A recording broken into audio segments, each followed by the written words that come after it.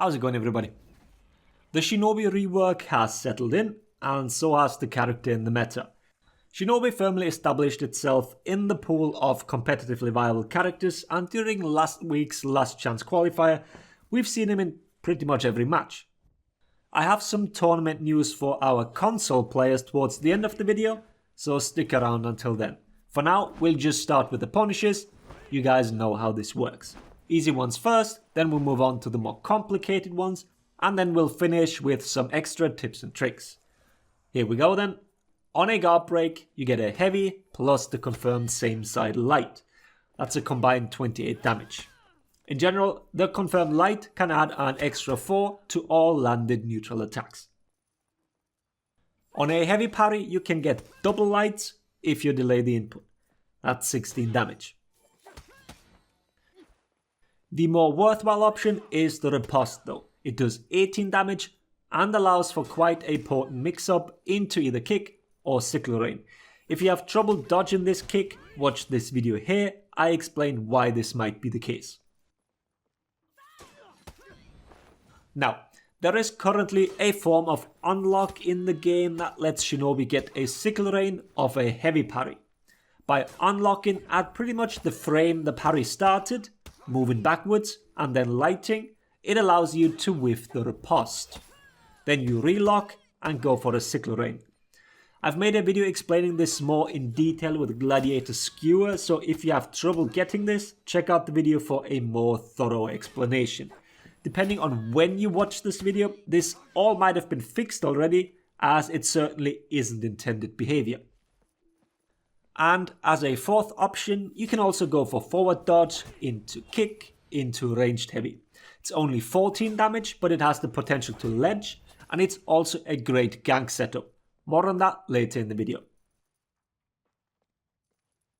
On a light parry, you once again get a heavy into confirmed light for 28.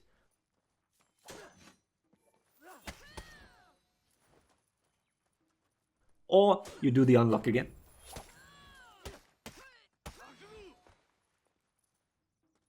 Wall splats are tricky, as the correct range is very important to get the most out of it. Many of you know already that wall splats do count when it comes to hitstones. In Shinobi's case, this results in the confirmed light after the heavy being damage reduced. Meaning you get 25 instead of 28 damage when performing this punish with a wall. So you only want to throw when the distance is right. A long range throw allows you to whiff a light and then go for a sickle rain. Forward throws are more forgiving than sides, but they all should work. This takes a little experience to know when you have the correct distance.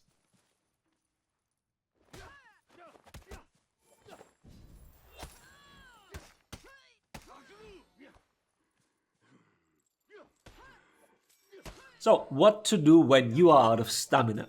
On a Guardbreak, you get a light attack for 12. And the same goes for a light parry.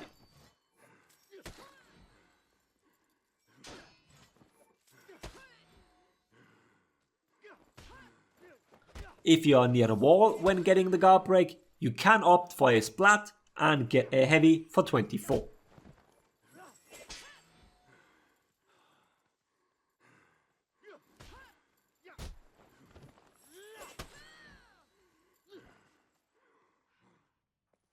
Alright then, moving on to the bigger punishes. Out of stamina throw.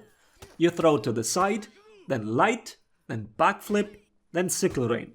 That's a total of 41 damage. You do have another option for better chain pressure as well. Once again, you side throw and light. Then you wait for neutral and throw a heavy into confirmed light. That light is blockable, but since your opponent is still out of stamina, it does chip damage. You now have unblockable pressure once again. Damage is 36.72. Chip damage is percentage based, so that's why you get this weird number. In game, it'll show 37.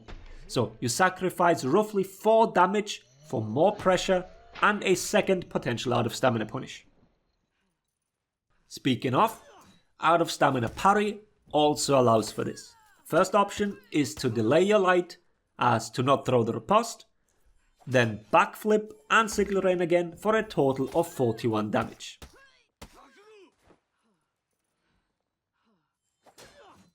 Or once again, the light into neutral heavy, into chip damage from the combo light into chain pressure.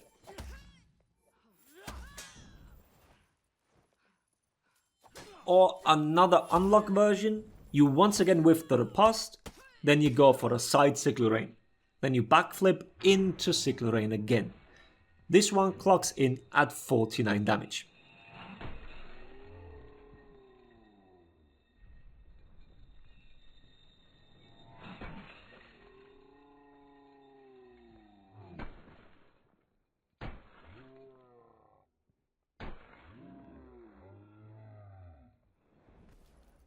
Moving on to Revenge, most damage inversion is light, then weight into neutral heavy plus confirmed light. That's a total of 54 damage. This time the confirmed light actually is confirmed and it's not blockable.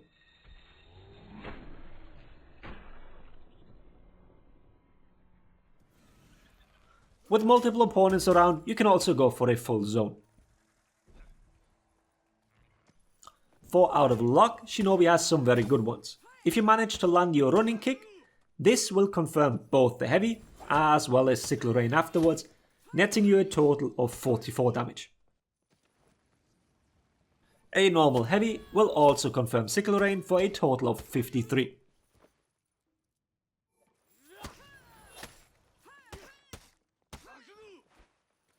If you manage to catch a out of stamina and out of luck opponent, all 3 hits of your zone are confirmed. That's a combined 23 damage.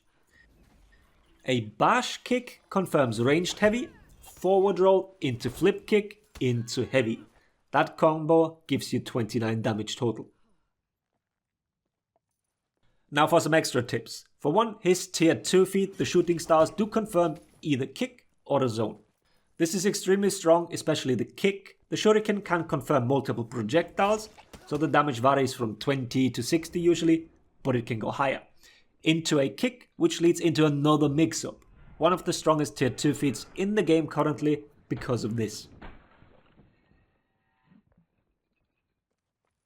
Then, Shinobi's double dodge allows you to have an easier time against undodgeable and bash mix-ups.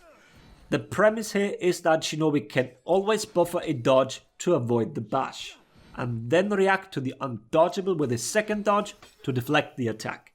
This works against heavy undodgeable attacks. Lights, like in Kyoshin's case, will hit, so you throw it top so the Shinobi doesn't accidentally deflect it. This obviously loses against heavy feint to Guardbreak, but nonetheless allows the Shinobi to cover a lot of possible options.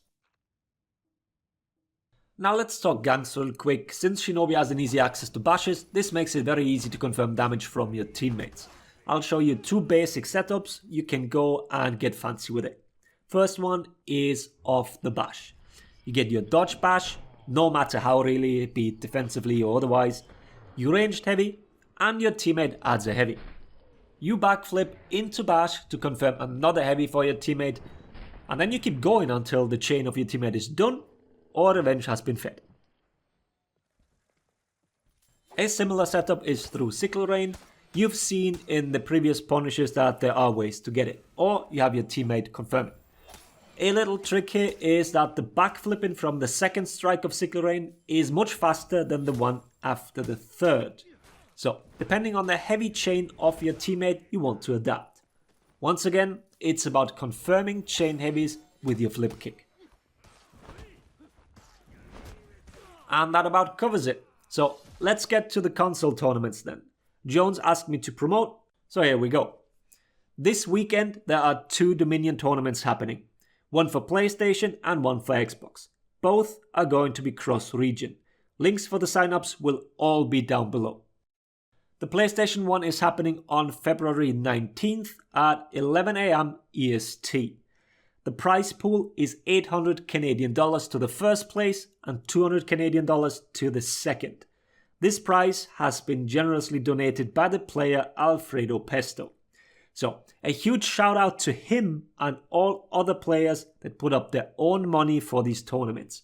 They don't nearly get enough credit. It's absolutely amazing that these guys are willing to do this.